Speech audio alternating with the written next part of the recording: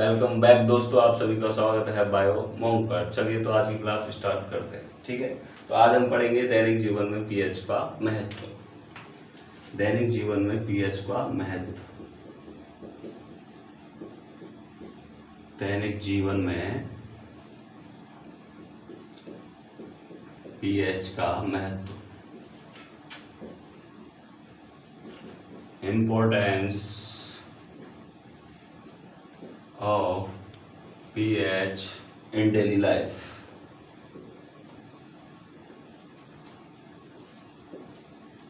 ठीक है, तो आज हम पढ़ेंगे पीएच का महत्व। देखिए भाई, प्रत्येक जीव जो होता है उसका एक निश्चित पीएच होता है और वो निश्चित पीएच परास में क्या करता है, वो काम करता है।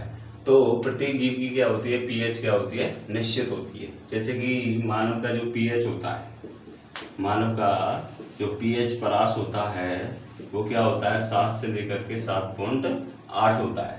यानी कि मानव का जो पीएच परास होता है वो बहुत ही कम होता है, यानी कि इसमें अंतर मात्र 0.8 का होता है।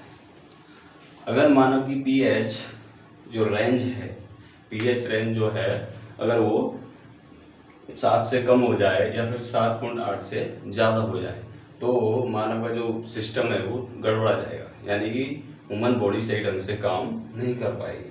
तो प्रत्येक जीव का क्या होता है, पीएच फिक्स होता है। उसी पीएच परास में उसकी जो उपापचयी क्रियाएं हैं, मेटाबॉलिक एक्टिविटीज हैं, वो सही ढंग से कार्य करती हैं।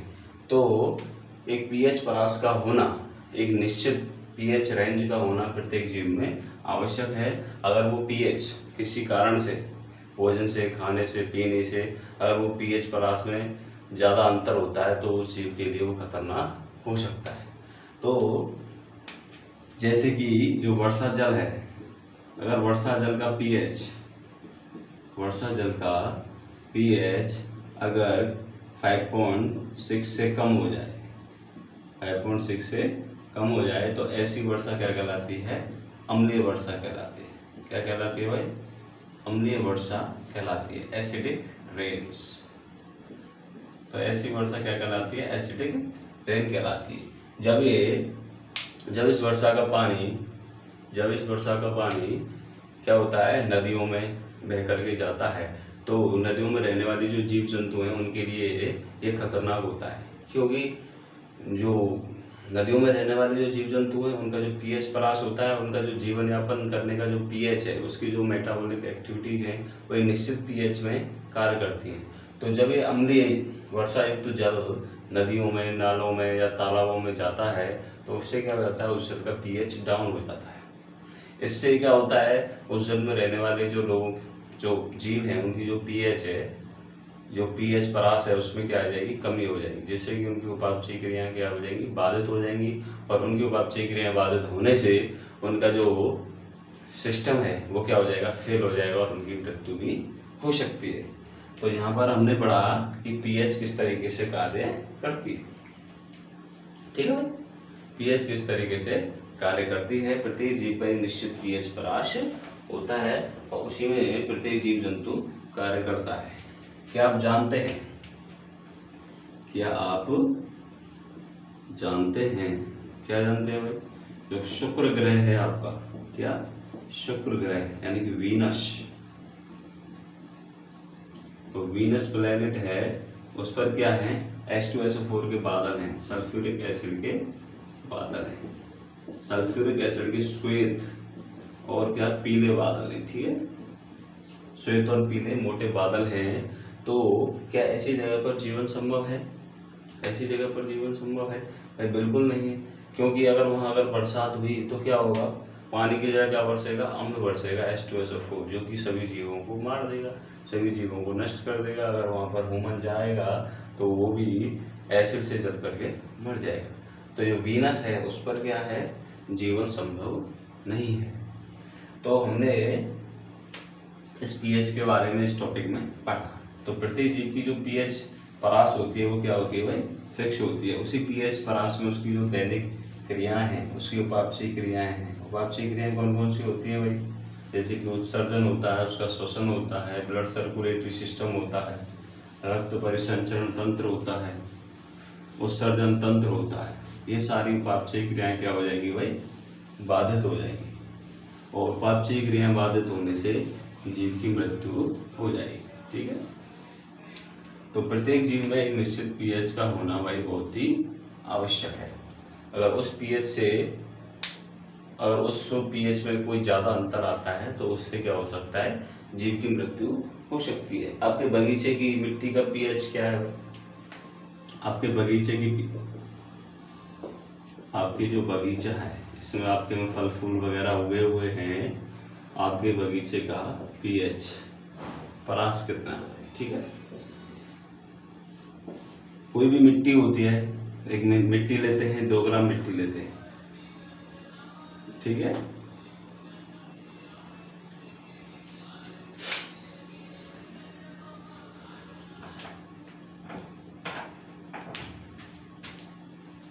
अजय, ओए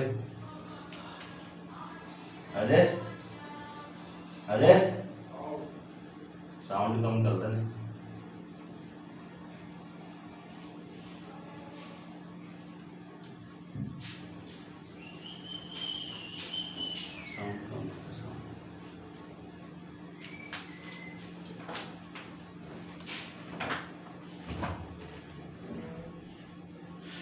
तो हमने पढ़ा पीएच के बारे में। तो अब हम पढ़ेंगे आपके जो बगीचे का, जो आपके बगीचे की जो मिट्टी है उसका पीएच क्या है।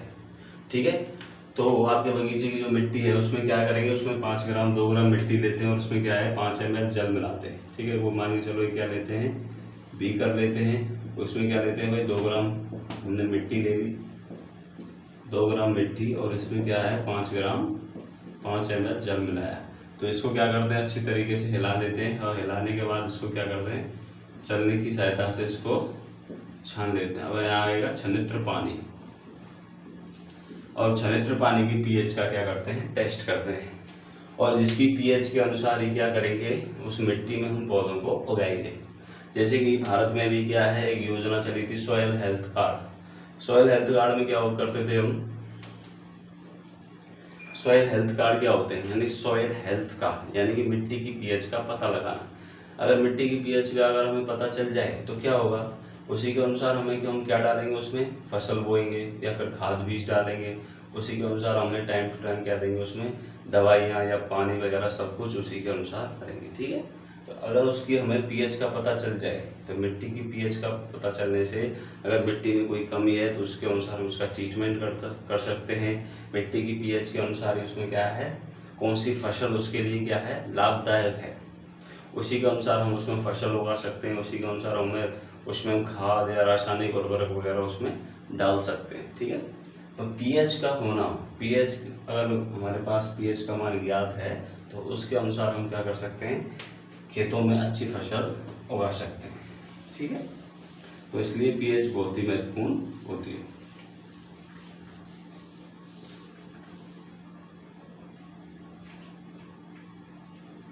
तो आगे हम पढ़ेंगे, क्या पढ़ेंगे भाई, पीएच के बारे में पढ़ लिया अब हमने।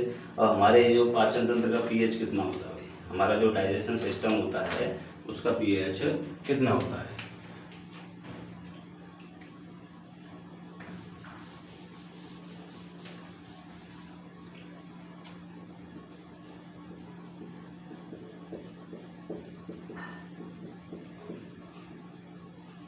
हमारा जो पाचन तंत्र है, पाचन तंत्र का पीएच, पाचन तंत्र में आमाशय का पीएच पढ़ेंगे। ठीक है, आमाशय का पीएच यानी कि स्टोमक का पीएच।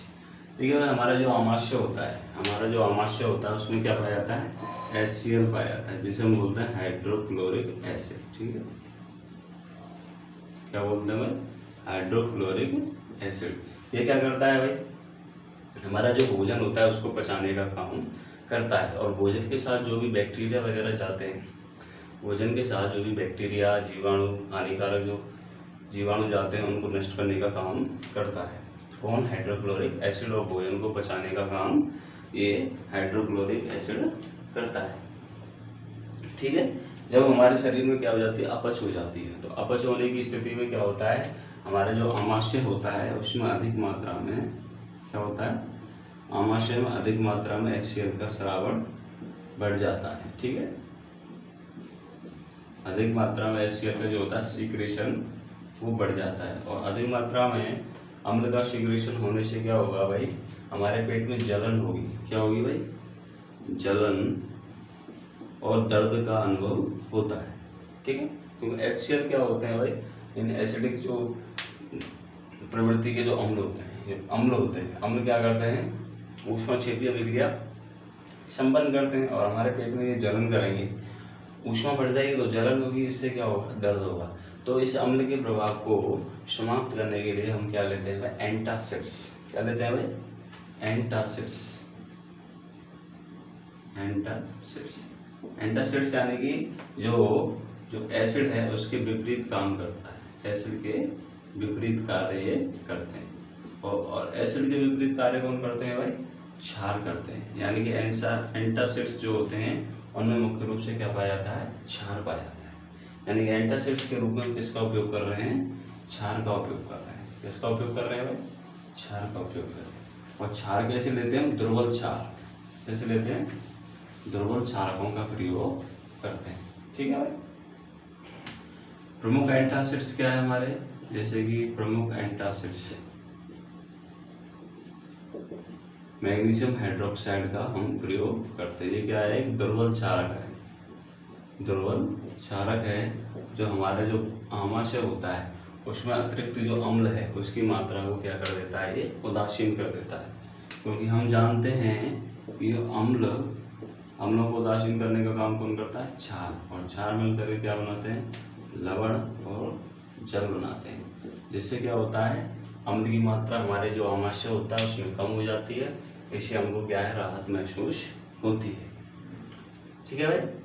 तो कुछ ये दुर्बल क्षारकों का प्रयोग करते हैं। और एंटासिड्स के रूप में हम किसका प्रयोग करते हैं, सोडियम हाइड्रोजन कार्बोनेट्स का भी हम प्रयोग कर सकते हैं, जिसे बोलते हैं बेकिंग सोडा। क्या बोलते हैं भाई, बेकिंग सोडा। ठीक है, इसका भी हम उपयोग कर सकते हैं। ये एक दुर्बल क्षारक है।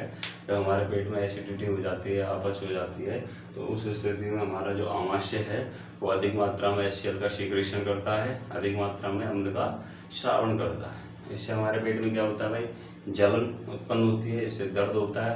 और इस दर्द से राहत पाने के लिए हम एंटासिड्स का प्रयोग करते हैं। और एंटासिड्स के रूप में मैग्नीशियम हाइड्रोक्साइड और सोडियम हाइड्रोजन कार्बोनेट्स, जिसे हम बेकिंग सोडा कहते हैं, इसका उपयोग करते हैं। तो आगे हम पढ़ेंगे pH परिवर्तन के कारण दंत क्षय। pH परिवर्तन के कारण दंत क्षय। ठीक है,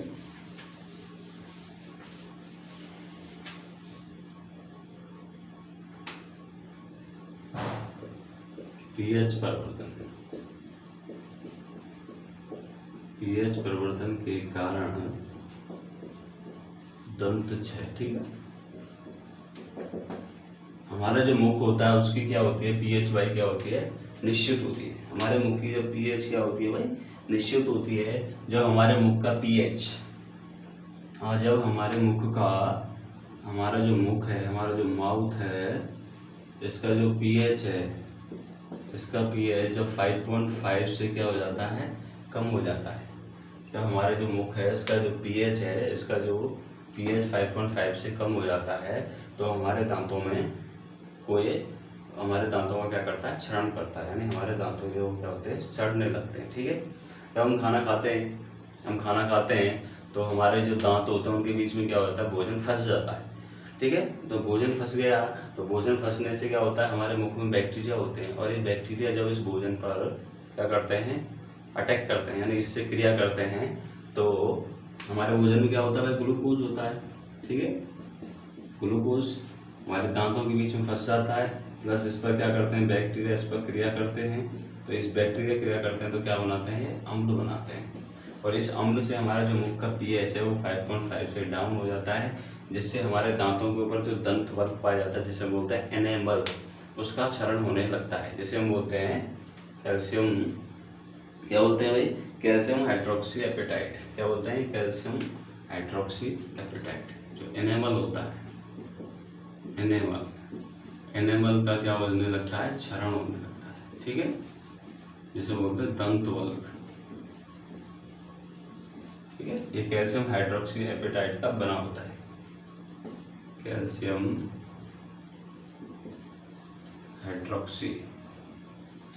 एपेटाइट का ये बना होता है। तो ये हमारे शरीर का सबसे क्या होता है, सॉलिड पार्ट होता है। ये भी अम्ल की वजह से क्या होने लगता है, गलने लगता है। और गलने से क्या हो जाता है, हमारे दांतों का जो ऊपर का कवर है वो हट जाता है, जिससे हमें गर्म पानी या ठंडा पानी लगने लगता है, जिससे हमारे दांत कमज़ोर हो जाते हैं और हमारे दांत गिर जाते हैं। तो भाई इस पूरी प्रोसेस से बचने के लिए हमें क्या करना चाहिए, जैसे ही शाम को हम खाना खाते हैं तो हमारे दांतों के बीच में कुछ भोजन बच जाता है, और इस भोजन में क्या होता है, ग्लूकोज होता है। और ग्लूकोज पर क्या करते हैं, बैक्टीरिया क्या करते हैं, अभिक्रिया करते हैं। और बैक्टीरिया जैसे इसको खाते हैं तो ये उत्सर्जित पदार्थ के रूप में अम्ल उत्सर्जित करते हैं, और इस अम्ल से हमारे जो दांतों के ऊपर जो दंत बल पाया जाता है, जिसे हम बोलते हैं एनेमल, जो कि कैल्शियम हाइड्रोक्सी एपेटाइट का बना होता है, उस पर एक क्रिया करते हैं, जिससे वो गलने लगता है, जिससे हमारे दांत कमजोर हो जाते हैं। तो इस पूरी प्रोसेस से बचने के लिए हमें क्या करना चाहिए, क्षारकीय दंत मंजन का प्रयोग करना चाहिए। जैसा भाई क्षारकीय दंत मंजन।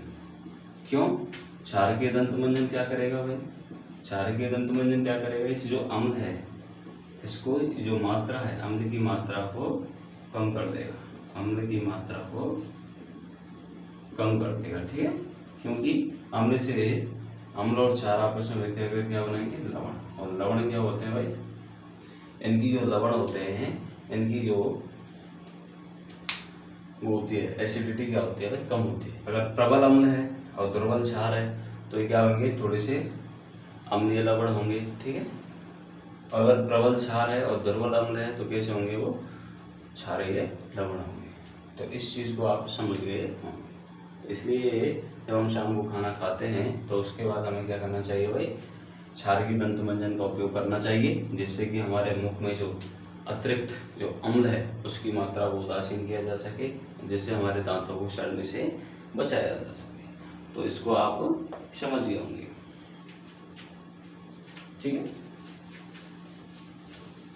यहाँ तक आपको कोई प्रॉब्लम नहीं हुई। ठीक है, हम पढ़ते हैं, क्या पढ़ेंगे भाई, पशु और पौधे क्या अम्ल से प्रभावित होते हैं। जो पशु होते हैं, जो प्लांट्स होते हैं, एनिमल एंड प्लांट्स, क्या वो भी क्या होते हैं, इस अम्लों से क्या होते हैं, प्रभावित होते हैं। पशुओं एवं पौधों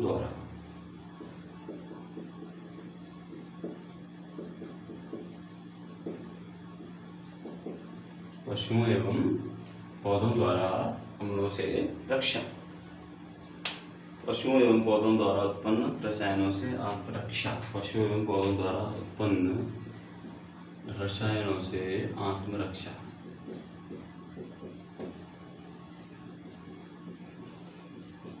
ठीक है भाई, पशु एवं पौधे यानी कुछ एनिमल्स ऐसे होते हैं और एंड प्लांट्स, ठीक है, जो कि कुछ रसायनों का क्या करते हैं, सीक्रेशन करते हैं। पहले आते हैं हम किस पर, एनिमल्स पर। एनिमल्स में जैसे कि क्या आते हैं, जैसे कि मधुमक्खी है, मधुमक्खी आपको काट जाती है तो मधुमक्खी के डंक में क्या होता है भाई, फॉर्मिक एसिड होता है। जो मधुमक्खी होती है, इसका जो डंक होता है उसमें क्या होता है भाई, फॉर्मिक एसिड होता है।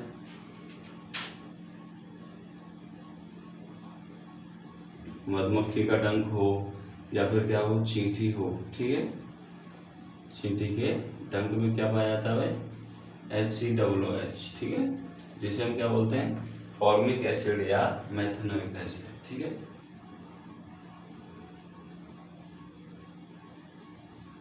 फॉर्मिक एसिड या मेथनोइक एसिड। ठीक है, ठीक है, मधुमक्खी का डंक हो या चींटी का डंक हो तो उसमें क्या पाया जाता है भाई, फॉर्मिक एसिड या मेथनोइक एसिड। तो इससे बचने के लिए हमें क्या करना चाहिए भाई, क्षारों का प्रयोग करना चाहिए। किसका, क्षारकों का प्रयोग करना चाहिए। तो इसके ऊपर हमें क्या मानना चाहिए, अगर आपको मधुमक्खी खा जाती है, मधुमक्खी आपको डंक लगा देती है, तो उससे बचने के लिए आपको क्या चाहिए, बेकिंग सोडा। ठीक है, बेकिंग सोडा होता है जिसे बोलते हैं सोडियम हाइड्रोजन कार्बोनेट। इसको मलने से आपको थोड़ा सा आराम मिल सकता है। ठीक है, तो क्योंकि मधुमक्खी का डंक क्या है, उसमें अम्ल है, और बेकिंग सोडा क्या है भाई, क्षार है, तो हम जानते हैं कि हम लोग क्षार एक दूसरे के प्रभाव को थोड़ा सा उदासीन कर देते हैं, जिससे आपको राहत मिलती है। इसी प्रकार से पौधे होते हैं, पौधों में भी जो नेटल नाम का जो पौधा होता है, नेटल, ठीक है, ऐसे नेटल पौधे में क्या है, रोम सदृश, रोम के जैसे क्या पाए जाते हैं, डंक पाए जाते हैं, ठीक है। तो उनमें भी क्या पाया जाता है, HCWH या मैथोनिक अम्ल या फॉर्मिक एसिड पाया जाता है, ठीक है। अगर ये डंक आपके शरीर को चुभ जाए तो आपको क्या कष्ट महसूस होगा। तो इसी नेटल पौधे के पास एक डॉक नाम का पौधा होता है, डॉक, ठीक है। इस डॉक नाम के पौधे की जो पत्तियां होती हैं उनको रगड़ने से आपको उससे थोड़ी सी राहत मिल सकती है, ठीक है। नेटल के पास ये डॉक नाम का पौधा पाया जाता है, ठीक है। तो उसको आपको पहचानना पड़ेगा। तो इससे क्या हो सकता है, आप अम्लों के प्रभाव से बच सकते हैं। हम जानते हैं कि जो चींटी का डंक होता है, ये कॉम्पिटिशन पूछा जाता है, आपके लिए आ सकता है कॉम्पिटिशन में, या वन वर्ड या वन लाइनर क्वेश्चंस के रूप में आपके लिए आ सकता है कि मधुमक्खी या चींटी के डंक में कौन सा अम्ल पाया जाता है। तो आपको क्या जवाब देना है, HCWH, फॉर्मिक एसिड पाया जाता है, जिसे हम IUPAC पद्धति में मैथोनिक एसिड भी कहते हैं, ठीक है। ऐसे आपसे पूछ सकता है कि भाई पौधों में जो नेटल होता है, नेटल नाम का पौधा होता है, उसमें कौन सा, उसके जो रोम होते हैं उनमें कौन सा एसिड पाया जाता है। तो उसमें भी क्या पाया जाता है, आपको फॉर्मिक एसिड पाया जाता है। और इसके इलाज के लिए कौन से पौधे की पत्तियों को आपकी उस जगह पर रगड़ा जाता है, तो डॉक नाम का जो पौधा होता है उसकी पत्तियों को वहाँ पर रगड़ने से आपको आराम मिलता है। तो ये थे भाई दैनिक जीवन में अम्ल एवं क्षारों के उपयोग। एक तो हमने पढ़ा था किसमें, दैनिक जीवन में, एक तो किसके मुंह की pH होती है, एक तो इसकी pH, हमारे मुंह का pH परिवर्तन के कारण दंत क्षय और pH के प्रति संवेदनशीलता। तो इन चीज़ों को हमने पढ़ा, ठीक है। कुछ अम्लों के स्रोत होते हैं, कौन कौन से अम्ल किस किस में पाए जाते हैं, उनके बारे में हम पढ़ेंगे, ठीक है।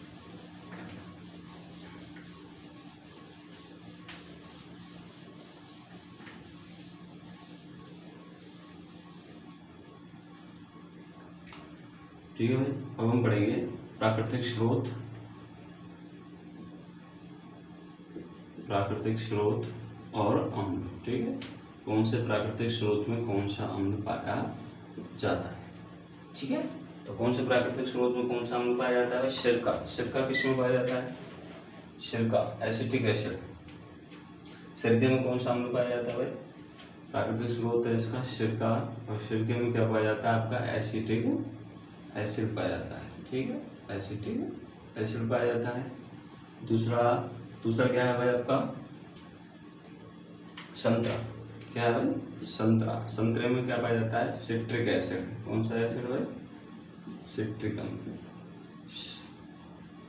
संतरा और नींबू में भाई यही पाया जाता है, नींबू में भी सिट्रिक अम्ल पाया जाता है, ठीक है। नींबू में भी क्या पाया जाता है, सिट्रिक अम्ल। और चौथा होता है इमली, ठीक है। इमली में कौन सा पाया जाता है, टार्ट्रिक अम्ल। इमली में कौन सा पाया जाता है भाई, टार्ट्रिक एसिड। पांचवा लेते हैं आपका टमाटर में कौन सा पाया जाता है, ऑक्सैलिक अम्ल। टमाटर में क्या पाया जाता है, ऑक्सैलिक अम्ल, ठीक है।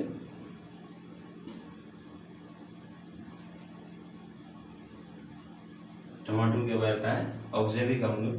और चींटी के डंक में, चींटी का डंक हो या फिर मधुमक्खी का डंक हो, ठीक है, मधुमक्खी का डंक, इन दोनों में क्या पाया जाता है भाई, फॉर्मिक एसिड। क्या पाया जाता है, फॉर्मिक एसिड या मैथोनिक एसिड, ठीक है, एक ही बात है, फॉर्मिक एसिड या मैथोनिक एसिड इसमें पाया जाता है। और दूध में क्या पाया जाता है भाई, दूध एक होता है दूध में क्या पाया जाता है, खट्टा दूध या दही, खट्टा दूध या फिर हम देख सकते हैं दही में क्या पाया है, लैक्टिक एसिड। कौन सा एसिड भाई, लैक्टिक एसिड पाया, ठीक है। लैक्टम, दूध बनता है लैक्टम से पाया जाता है उसमें लैक्टिक एसिड। तो हमने देखा कि कुछ प्राकृतिक स्रोत होते हैं, उनमें कुछ प्राकृतिक रूप से अम्ल पाए जाते हैं। पहला क्या है, सिरका, ठीक है, सिरके में पाया जाता है आपका एसिटिक एसिड है। और संतरे में पाया जाता है नींबू और संतरे में दोनों में सेम पाया जाता है, ठीक है। नींबू में भी सिट्रिक पाया जाता है और संतरे में भी सिट्रिक अम्ल पाया जाता है। और इमली होती है उसमें टार्ट्रिक अम्ल पाया जाता है, टमाटर में ऑक्सैलिक अम्ल पाया जाता है, चींटी में फॉर्मिक एसिड पाया जाता है, और मधुमक्खी का जो डंक होता है उसमें मेथनॉलिक एसिड पाया जाता है, और खट्टा दूध या दही में क्या पाया जाता है, लैक्टिक एसिड, जिसे हम क्या बोलते हैं, लैक्टम। लैक्टम मतलब दूध, और लैक्टम में क्या पाया जाएगा, लैक्टिक एसिड, ठीक है। तो आपके कुछ ये प्राकृतिक स्रोत थे, उसमें पाए जाने वाले अम्ल थे, ठीक है। तो आगे हम पढ़ेंगे लवण के संबंध में जानकारी दी, ठीक है। आगे हम पढ़ेंगे लवणों के बारे में।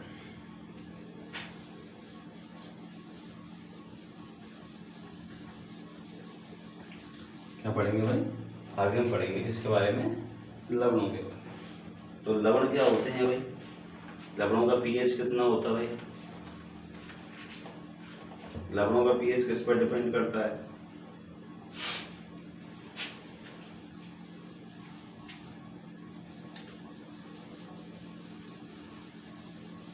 देखिए भाई लवणों का पीएच, हम पढ़ेंगे लवणों के बारे में जानकारी।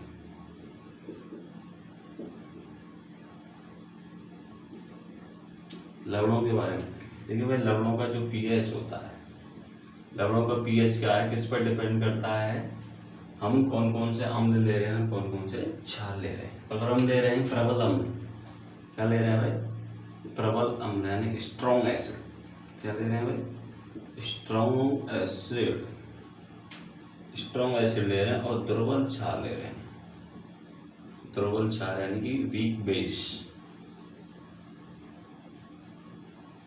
तो जो लवण होगा, जो लवण होगा उसका पीएच क्या होगा, उसका पीएच अम्लीय होगा। जो लवण होगा ना वो क्या होगा, अम्लीय लवण होगा। कैसा होगा ये, अम्लीय लवण होगा, और साथ में क्या निकलेगा भाई, जल होगा।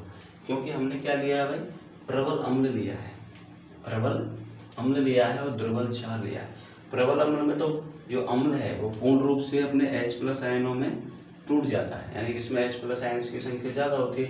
लेकिन जो दुर्बल क्षार होता है वो पूर्ण रूप से हाइड्रोक्साइड आयन में नहीं बदल पाता है।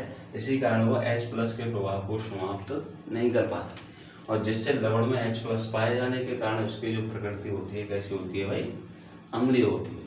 जैसे कि हम प्रबल अम्ल के रूप में हम क्या ले सकते हैं भाई, HCl ले सकते हैं, क्या ले सकते हैं, HCl, और दुर्बल क्षार के रूप में हम क्या ले सकते हैं, मैग्नीशियम हाइड्रोक्साइड, ठीक है। और ये आपस में अभिक्रिया करके क्या बनाएगा, MgCl2, जिसे हम बोलते हैं मैग्नीशियम क्लोराइड प्लस 2H2O, ठीक है, 2H2O बनाएगा और 2HCl, ठीक है। तो ये लवण होगा, ये जो लवण बनेगा ये अम्लीय लवण होगा। कैसा होगा भाई, अम्लीय लवण होगा, क्योंकि इसमें अम्लीयता के गुण पाए जाते हैं। ये होता है आपका मैग्नीशियम हाइड्रोक्साइड।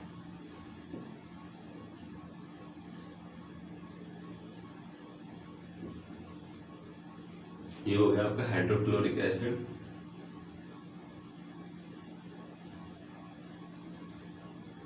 ठीक है। ये तो हो गया आपका हाइड्रोक्लोरिक एसिड, ये हो गया आपका मैग्नीशियम हाइड्रोक्साइड, ये हो गया आपका मैग्नीशियम क्लोराइड, ये हो गया आपका जल। क्योंकि हमने यहाँ पर क्या लिया है, स्ट्रॉन्ग एसिड लिया है, क्या लिया है, स्ट्रॉन्ग एसिड लिया है। स्ट्रॉन्ग एसिड लेने के कारण क्या हुआ है, इसमें H+ आयन्स की मात्रा ज़्यादा है, जबकि हमने यहाँ पर लिया दुर्बल क्षार। और हम जानते हैं कि दुर्बल क्षार क्या होते हैं, अपने आप को जलीय विलयन में पूर्ण रूप से हाइड्रोक्साइड आयन में बदल नहीं पाते, और पूर्ण रूप से नहीं बदल पाने के कारण ये H+ आयन्स के प्रभाव को समाप्त नहीं कर पाते, और H+ आयन्स के समाप्त नहीं होने के कारण इसमें अम्लीय प्रवृत्ति पाई जाती है, और आपका जो लवण होगा वो अम्लीय होगा, ठीक है। तो आप समझ गए होंगे कि अम्लीय लवण क्या होते हैं, ठीक है। अगर हम प्रबल अम्ल ले रहे हैं और दुर्बल क्षार ले रहे हैं तो उसमें थोड़ी मात्रा में अम्ल पाया जाएगा, और जो लवण होगा वो अम्लीय होगा। आगे हम देखते हैं, अब इसका हम उल्टा कर देते हैं भाई, अब लेते हैं क्षारीय लवण। क्या लेते हैं भाई, क्षारीय लवण, ठीक है, क्षारीय लवण लेते हैं। अब हम क्या करेंगे भाई, दुर्बल तो अम्ल लेंगे, क्षारीय लवण, ठीक है। क्या होगा, इसमें लेंगे दुर्बल अम्ल, जैसे कि CH3COOH, ये क्या है, दुर्बल अम्ल है, इसको बोलते हैं एसिटिक एसिड, ठीक है। ये एक दुर्बल अम्ल है, दुर्बल अम्ल हो गया, ठीक है। और हम लेते हैं, क्या लेते हैं, प्रबल क्षार लेते हैं, जैसे कि सोडियम हाइड्रोक्साइड। यह क्या हो गया भाई, सोडियम हाइड्रोक्साइड। ये क्या होता है भाई, प्रबल क्षार होता है, प्रबल क्षार होता है। और क्या बनता है आपका, सोडियम एसीटेट बनता है। क्या बनता है, सोडियम एसीटेट।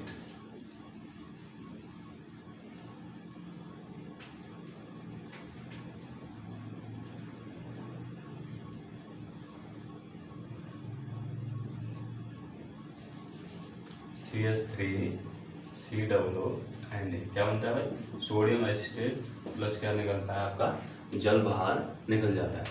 ठीक है, ये आपका हो गया सोडियम एसीटेट। ठीक है, ये हो गया आपका सोडियम एसीटेट। और सोडियम एसीटेट इसका मतलब ये क्या है, अम्लीय लवण, क्षारीय लवण है। कैसा लवण है भाई, क्षारीय। क्यों, क्योंकि हमने यहाँ पर क्या लिया, प्रबल क्षार लिया है, प्रबल क्षार लिया है और दुर्बल क्या लिया है, अम्ल लिया है। और दुर्बल अम्ल लेने के कारण इसमें क्या है, दुर्बल अम्ल पूर्ण रूप से अपने H+ आयंस में नहीं टूट पाता है, जबकि ये पूर्ण रूप से हाइड्रोक्साइड आयन में टूट जाता है। जिससे क्या होता है, इसमें क्षारीय प्रकृति इसमें आ जाती है और उसकी प्रकृति क्या हो जाती है, क्षारीय हो जाती है। ठीक है, और यहाँ पर हमने लिया है दुर्बल अम्ल प्रबल क्षार, तो प्रबल क्षार के कारण इसमें क्षारों के गुण आ जाते हैं। इसी कारण क्या होगा, ये क्षारीय लवण होगा आपका सोडियम एसीटेट और जल इसमें से बाहर निकलता है। अब हम लेते हैं प्रबल अम्ल और प्रबल क्षार, यानी स्ट्रॉन्ग एसिड और स्ट्रॉन्ग बेस। तो किस प्रकार के वे लवण बनेंगे, स्ट्रॉन्ग एसिड और स्ट्रॉन्ग बेस लेते हैं।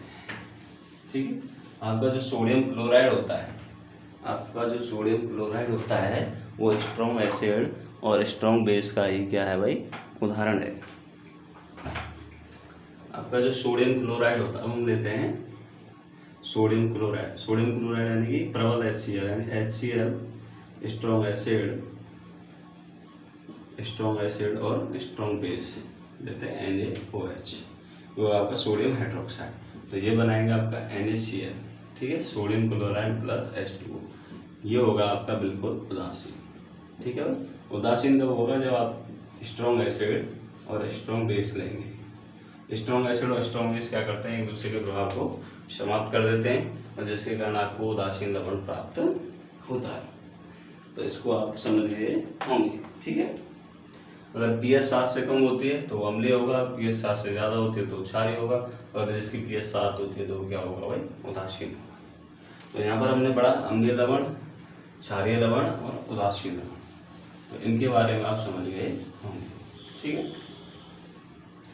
अगला हम लेते हैं, अगला आपका टॉपिक क्या है, साधारण नमक से रसायन। ठीक है, साधारण जो नमक होता है NaCl से रसायन कैसे प्राप्त हम करते हैं। ठीक है, और जो सोडियम क्लोराइड होता है वो क्या होता है, सोडियम क्लोराइड क्या होता है, आपको जो समुद्री जल होता है उसमें से हम NaCl को क्या करते हैं, अलग करते हैं। तो जो समुद्री जल होता है उसमें बहुत सारे लवण पाए जाते हैं, तो उसमें से हम क्या करते हैं भाई, NaCl को अलग करते हैं। और इस NaCl को अलग करने से हमें जो आपका जो सॉल्ट होता है, जो साधारण नमक होता है, खाने का नमक, वो हमें प्राप्त होता है। तो इस चीज़ के बारे में हम यहाँ पर पढ़ेंगे।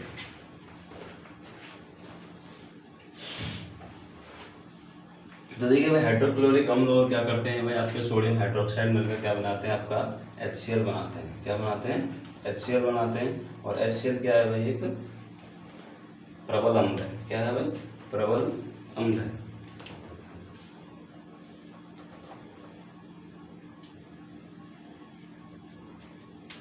NaCl अभी हमने प्राप्त किया ना भाई, HCl से प्लस NaOH से। ठीक है, ये मिलकर क्या बनाते हैं, NaCl और H2O। ठीक है, NaCl और H2O इसमें बनता है। साधारण नमक रसायनों का क्या होता है, कच्चा पदार्थ होता है। बहुत सारे जो पदार्थ हैं, जैसे कि आपके लिए NaCl बहुत सारे पदार्थों को इससे बनाया जाता है। जैसे आपके लिए कौन सा, Na2CO3 हो गया, सोडियम कार्बोनेट, NaHCO3 हो गया, sodium hydrogen carbonate, sodium hydroxide हो गया, NaOH। ठीक है, तो इन सारे पदार्थों को इससे बनाया जाता है। ये बहुत ही क्या होता है भाई, लाभदायक होता है। आपका व्यंजक चूर्ण होता है। क्या होता है भाई, व्यंजक चूर्ण CaOCl2। क्या होता है CaOCl2, जिसे हम बोलते हैं विरंजक चूर्ण। कैल्शियम ऑक्सीक्लोराइड क्या होता है भाई, इसका रासायनिक नाम होता है। अब हम बात हैं भाई सोडियम हाइड्रोक्साइड। नमक से सोडियम हाइड्रोक्साइड कैसे प्राप्त किया जाता है।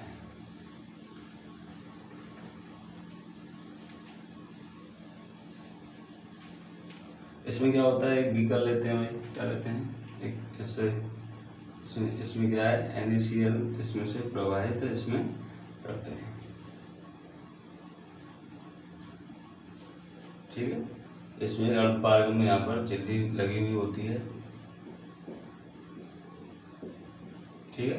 इसमें से NaCl इसमें से प्रवाहित करते हैं, तो इधर क्या होता है, इधर तो पॉजिटिव आयंस होते हैं, क्या होते हैं, इसमें 2 इलेक्ट्रोड्स लगा देते हैं, ठीक है। इसमें क्या लगा दिया भाई, इसमें हम क्या लगा देते हैं, 2 इलेक्ट्रोड्स लगा देते हैं और उनको एक बैटरी से क्या कर देते हैं, कनेक्ट कर देते हैं, इनको एक बैटरी से कनेक्ट कर देते हैं। इधर की तरफ तो क्या होता है भाई, एनोड होता है, इधर क्या हो गया पॉजिटिव और इधर क्या हो गया भाई आपका नेगेटिव, ठीक है। फिर अर्धपारगम में झिल्ली है, इसमें जल होता है, क्या होता है भाई, जल भी होता है। NaCl की उपस्थिति में जल का विद्युत अपघटन कराते हैं, तो जल का विद्युत अपघटन कराने से क्या होता है भाई, जो Cl है, Cl माइनस इधर आता है, ठीक है, और OH माइनस इधर आता है, और इधर क्या जाते हैं आपके H प्लस और Na प्लस, ठीक है। तो इधर तो आपको क्लोरीन गैस प्राप्त होती है एनोड पर, और कैथोड पर आपको हाइड्रोजन गैस प्राप्त होती है। तो इस प्रकार से हम क्या करते हैं, NaCl का जब हम जलीय अपघटन कराते हैं, NaCl का जलीय विद्युत अपघटन कराने पर हमें क्या प्राप्त होता है भाई, NaOH प्राप्त होता है। क्या प्राप्त होता है, NaOH। और कैथोड पर हमें क्या प्राप्त होता है, NaOH, यानी सोडियम हाइड्रोक्साइड। सोडियम हाइड्रोक्साइड ये हमें इस पर प्राप्त होता है, ठीक है। तो इस प्रकार से हम NaCl से हम सोडियम हाइड्रोक्साइड आसानी से प्राप्त कर सकते हैं, ठीक है। सोडियम हाइड्रोक्साइड के जलीय विलयन से विद्युत प्रवाहित करने पर यह वियोजित होकर सोडियम हाइड्रोक्साइड उत्पन्न करता है, और इस प्रक्रिया को हम क्या कहते हैं भाई, क्लोर क्षार अभिक्रिया कहते हैं, क्योंकि इससे निर्मित उत्पाद क्या होता है, क्लोरीन एवं सोडियम हाइड्रोक्साइड होता है, ठीक है भाई, सोडियम हाइड्रोक्साइड होता है। इसको हम ऐसे भी ले सकते हैं, जैसे कि 2NaCl प्लस 2H2O, इसकी जो हम क्रिया कराएंगे तो आपको क्या प्राप्त होगा, 2NaOH प्लस Cl2 और प्लस हाइड्रोजन गैस इसमें से बाहर आपको प्राप्त होगी, ठीक है भाई। तो यहाँ तक आपको समझ में आ गया होगा। सोडियम हाइड्रोक्साइड मिला है, एक्वस सॉल्यूशन, जल का विद्युत अपघटन कराते हैं, सोडियम हाइड्रोक्साइड, क्लोरीन और हाइड्रोजन गैस हमें यहाँ पर प्राप्त होती है। यहाँ से इसको हम क्या निकालते हैं भाई, बाहर निकालते हैं, ठीक है। यहाँ पर हमें सोडियम हाइड्रोक्साइड प्राप्त होता है, यहाँ से NaCl इसमें हम डालते हैं। तो ये आपका भाई प्रयोग हो सकता है। NaCl का जब जलीय विद्युत अपघटन कराया जाता है तो आपको कैथोड पर सोडियम हाइड्रोक्साइड मिलता है और कैथोड पर एक हाइड्रोजन मिलती है, लेकिन जो एनोड पर आपकी क्लोरीन गैस मिलती है। तो यहाँ तक आपको क्या आ गया वो भाई समझ में आ गया हो। आगे देखते हैं हम, आगे क्या है, विरंजक चूर्ण। कौन सा चूर्ण, विरंजक चूर्ण। विरंजक चूर्ण क्या होता है, विरंजक चूर्ण जैसे कि नाम से स्पष्ट हो रहा है, इसका उपयोग हम विरंजन में करते हैं, यानी कि किसी भी चीज़ का विरंजन करना हो, यानी उसका रंग उड़ाना हो, तो उसमें इसका उपयोग हम करते हैं। जब कैल्शियम हाइड्रोक्साइड पर विरंजक चूर्ण का निर्माण, विरंजक चूर्ण का निर्माण, ठीक है, कैसे किया जाता है। जो कैल्शियम हाइड्रोक्साइड हो गया आपका बुझा हुआ चूना, जब इस पर क्लोरीन की अभिक्रिया कराते हैं, किसकी अभिक्रिया कराते हैं भाई, क्लोरीन की अभिक्रिया कराते हैं, तो आपको क्या मिलता है, कैल्शियम ऑक्सीक्लोराइड। क्या मिलता है, कैल्शियम ऑक्सीक्लोराइड। इसको बोलते हैं कैल्शियम ऑक्सीक्लोराइड, ठीक है, कैल्शियम ऑक्सीक्लोराइड, और प्लस आपको जल इसमें से प्राप्त होता है, ठीक है। तो इस विरंजक चूर्ण का निर्माण आपका जो इसको बोलते हैं कैल्शियम हाइड्रोक्साइड या बुझा हुआ चूना, बुझा हुआ चूना, ठीक है, या इसको बोलते हैं कैल्शियम हाइड्रोक्साइड या बुझा हुआ चूना, ठीक है। इसका उपयोग क्या है भाई, सूती वस्त्रों में करते हैं। किसमें करते हैं भाई, सूती वस्त्रों में। वस्त्र उद्योग में सूती एवं लिनेन के व्यंजन के लिए, कागज की फैक्ट्री में, लकड़ी की मज्जा एवं लॉन्ड्री में साफ कपड़ों के व्यंजन के लिए इसका उपयोग करते हैं। कई रासायनिक उद्योगों में एक उपचार के रूप में भी इसका उपयोग किया जाता है। पीने वाले जल को जीवाणु से मुक्त करने के लिए भी इसका उपयोग किया जाता है। यानी कि जो पानी होता है, कुएं वगैरह होते हैं जिसे हम बोलते हैं, उसमें हम क्या है उसको पानी में डाल सकते हैं जिससे जीवाणु मर जाते हैं। अब हम देखते हैं बेकिंग सोडा, ठीक है भाई। बेकिंग सोडा, बेकिंग सोडा क्या होता है भाई, जो खाने वाला सोडा होता है, क्या होता है भाई, खाने वाला सोडा जो होता है उसे हम बोलते हैं बेकिंग सोडा। बेकिंग सोडे के निर्माण में NaCl किस प्रकार से अपनी भूमिका निभाता है। देखिए भाई, बेकिंग सोडे का सूत्र क्या होता है, बेकिंग सोडा का निर्माण, ठीक है। बेकिंग सोडे का सूत्र क्या होता है भाई, सोडियम NaHCO3, क्या होता है, NaHCO3, सोडियम हाइड्रोजन कार्बोनेट होता है, ठीक है। एक तो इसमें क्या है, Na एक हाइड्रोजन है और एक CO3 है। तो सबसे पहले हम क्या लेंगे भाई, इसके निर्माण में NaCl लेंगे, NaCl लेंगे क्योंकि इसमें भाई Na है, Na यानी कि सोडियम है, सोडियम ऑक्सीजन, सोडियम जल, NaCl लेंगे, जल लेंगे, प्लस CO2 लेंगे, प्लस NH4 लेंगे, क्या, अमोनिया, ठीक है। इससे किसका निर्माण होगा भाई, Na2CO3, किसका निर्माण होगा भाई, NaHCO3, किसका होगा, NaHCO3 और NH4Cl,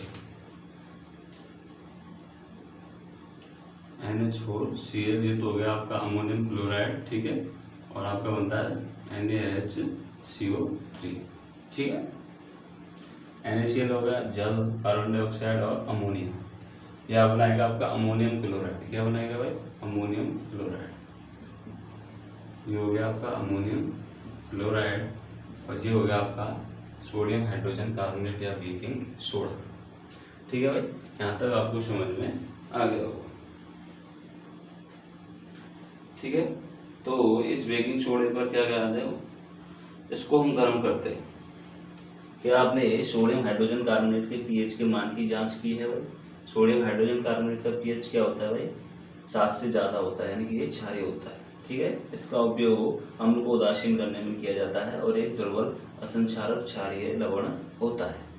खाना पकाते समय इसको गर्म करने पर क्या होता है भाई, जब हम खाना पकाते हैं तो तुम जानते हो किसी भी पदार्थ को जब हम क्या करते हैं भाई, थोड़ा फ्लफी करते हैं, क्या करते हैं भाई, फ्लफी करते हैं, फ्लफी यानी कि थोड़ा सा गूदेदार करते हैं।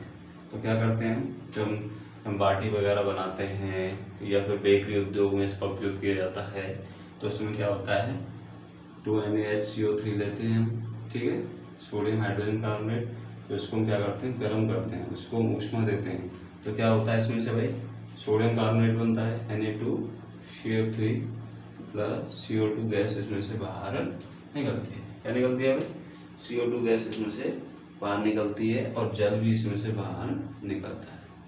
तो CO2 गैस निकलने से क्या हो जाती है भाई, उसमें रिक्त स्थान बन जाते हैं, क्या बन जाते हैं भाई, रिक्त स्थान बन जाते हैं, जिससे वो क्या हो जाता है भाई, थोड़ा सा फ्लफी हो जाता है, स्पंजी हो जाता है भाई। बेकिंग सोडे का उपयोग क्या है, बेकिंग सोडा का उपयोग क्या है, बेकिंग पाउडर बनाने में, इसका उपयोग बेकिंग पाउडर बनाने में बेकिंग सोडा का उपयोग किया जाता है, ठीक है भाई। बेकिंग पाउडर बनाने में किसका उपयोग किया जाता है, बेकिंग सोडा का उपयोग किया जाता है। इसका उपयोग sodium hydrogen carbonate by antacids के रूप में भी इसका उपयोग किया जाता है। इसका उपयोग सोडा अम्ल और अग्निशामक में भी इसका उपयोग किया जाता है। अब आते हैं धोने का सोडा, किसका सोडा भाई, धावन सोडा जिसे हम बोलते हैं, इसका सोडा, धोने का soda, washing soda,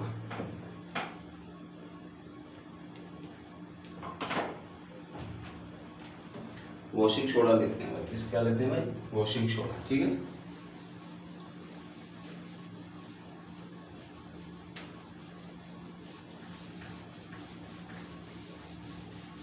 washing soda का सूत्र क्या होता है भाई, धोने का सोडा, वॉशिंग सोडा, ठीक है, वॉशिंग सोडा, इसे बोलते हैं धावन सोडा, ठीक है। धावन सोडा क्या होता है, Na2CO3.10H2O, ठीक है। ये होता है भाई धोने का आपका सोडा होता है। इसका उपयोग क्या होता है, इसमें क्या होता है भाई, Na2CO3 क्या होता है और 10H2O ये धोने का सोडा होता है। एक अन्य रसायन जिसे हम सोडियम क्लोराइड से इसको हम प्राप्त करते हैं। किससे, सोडियम क्लोराइड से हम इसको प्राप्त करते हैं। अभी हमने प्राप्त किया था ना सोडियम हाइड्रोजन कार्बोनेट की, तो 2NaHCO3, जब इसको हमने गर्म किया था तो Na2CO3 प्लस H2O और हमने CO2 गैस उससे बाहर निकाली थी। जब इस Na2CO3 के पास Na2CO3 के साथ जब हम 10H2O जोड़ देते हैं, ठीक है, तो इससे आपको प्राप्त होता है Na2CO3 और 10H2। ये क्या है, ये 10H2 ये क्या है भाई, क्रिस्टलन जल है, यानी कि इकाई सूत्र में उपस्थित जल के अणुओं की संख्या को क्या बोलते हैं, क्रिस्टलन वाटर कहते हैं। ये तो हो गया आपको इकाई सूत्र, और इकाई सूत्र में उपस्थित जो जल के अणु हैं इनकी संख्या को क्या बोलते हैं, क्रिस्टलाइन वाटर। इससे आपको जो सोडियम कार्बोनेट हो जाता है वो आर्द्र हो जाता है, थोड़ा सा आर्द्र, ठीक है, थोड़ा सा सॉफ्ट हो जाता है। आपके जो साबुन होते हैं उसमें इसका उपयोग किया जाता है। आपका सोडियम हाइड्रोजन कार्बोनेट का उपयोग किसमें किया जाता है, आपके साबुन बनाने में किया जाता है। सोडियम हाइड्रोजन कार्बोनेट जो होता है, ये सोडियम कार्बोनेट्स Na2CO3 का उपयोग और किसमें किया जाता है भाई, कांच में, कागज में, साबुन बनाने में होता है इसका उपयोग बोरेक्स जैसे सोडियम यौगिकों के उत्पादन में इसका उपयोग किया जाता है। तो बोरेक्स होता है भाई, बोरेक्स, ठीक है, उसमें भी इसका उपयोग किया जाता है। धावन सोडे में इसका उपयोग किया जाता है, और कांच और कागज बनाने में इसका उपयोग किया जाता है। सोडियम कार्बोनेट का उपयोग घरों में साफ सफाई के लिए भी किया जाता है, ठीक है। और इसका उपयोग स्थायी, जो जल की स्थायी कठोरता होती है, सोडियम कार्बोनेट का उपयोग जो जल की स्थायी कठोरता को दूर करने में भी इसका उपयोग किया जाता है, ठीक है। तो हमने देखा है पहला तो इसका उपयोग किसमें, कांच,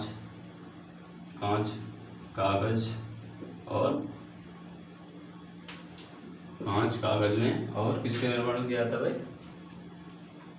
कपड़ों के निर्माण में इसका उपयोग किया। कांच के में और कागज के निर्माण में बोरेक्स के निर्माण इसका उपयोग किया जाता है। घरों में साफ सफाई के लिए इसका उपयोग किया जाता है, और जल की जो स्थायी कठोरता होती है इसको दूर करने में इसका उपयोग किया जाता है। तो Na2CO3 के हमने क्या पढ़ लिया भाई, uses of Na2CO3 in daily life. कांच और कागज में, बोरेक्स बनाने में, ठीक है, घरों में साफ सफाई के रूप में इसका उपयोग किया जाता है। और चौथा क्या है, जल की जो स्थायी कठोरता होती है, परमानेंट जो उसकी हार्डनेस होती है, उसको दूर करने में भी इस Na2CO3 का उपयोग किया जाता है। तो आप समझ गए होंगे कि किन किन में इसका उपयोग किया जाता है।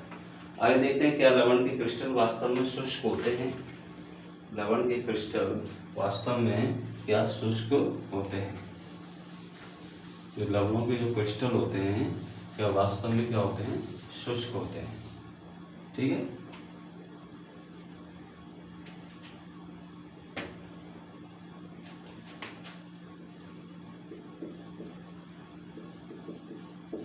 क्या लवणों के क्रिस्टल वास्तव में शुष्क होते हैं, ठीक है। ये लवणों के क्रिस्टल वास्तव में क्या शुष्क होते हैं, ठीक है। एक परखनली लेते हैं, क्या लेते हैं भाई, एक परखनली लेते हैं।